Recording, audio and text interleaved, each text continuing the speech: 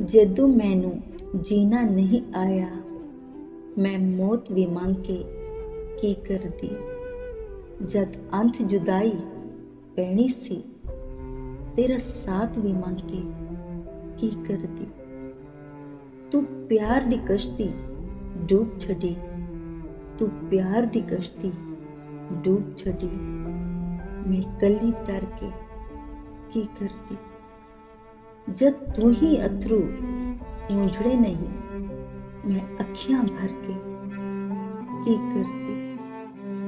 ਦੁੱਖ ਦਰਦ ਸੀ ਮੇਰੇ ਮੁਕੱਦਰਾਂ ਵਿੱਚ, ਦੁੱਖ ਦਰਦ ਸੀ ਮੇਰੇ ਮੁਕੱਦਰਾਂ ਵਿੱਚ।